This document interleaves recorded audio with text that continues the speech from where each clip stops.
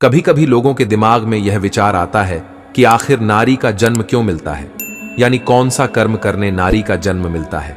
आइए जानते हैं इस बारे में। शास्त्रों का ऐसा मत है कि आत्मा का कोई जेंडर नहीं है। जब विधाता ने जीवों की उत्पत्ति की तो तब दो प्रजाति के जीव बनाए, एक नर और दूसरा मादा। पर कभी कभी ऐसा भी होता है कि पुरुष की आत्मा को स्त्री का शरीर मिल गया हो या फिर स्त्री को पुरुष का शरीर मिल गया हो। ऐसा क्यों होता है? इसके दो कारण हैं।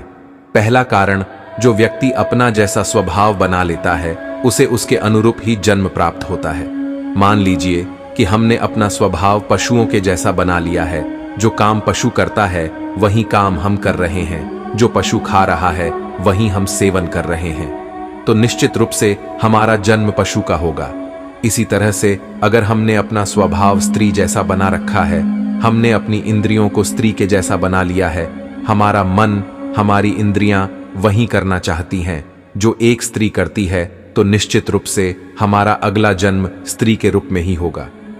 दूसरा कारण, मृत्यु के समय मनुष्य की आसक्ति जिस ओर होती है उसका जन्म उसी आसक्ति के आधार पर होता है। मान लीजिए अगर हम मृत्यु के समय स्त्री को याद करते करते प्राण त्याग देते हैं तो हमारा अगला जन्म स्त्री के रूप में ही होगा। अगले जन्म के विषय में सबसे महत्वपूर्ण है मृत्यु के समय सोची गई बात। जिन आसक्तियों को लेकर हम प्राण त्याग देते हैं, अगले जन्म में हम उन्हीं आसक्तियों को भोगने के लिए आते हैं, चाहे शरीर वो किसी का भी हो।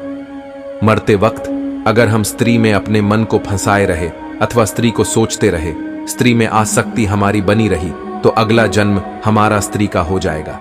यानी जिस चीज को हम सोचकर मरते हैं, हमारा अगला जन्म उसी का होता है। इसी के साथ धन्यवाद मित्रों।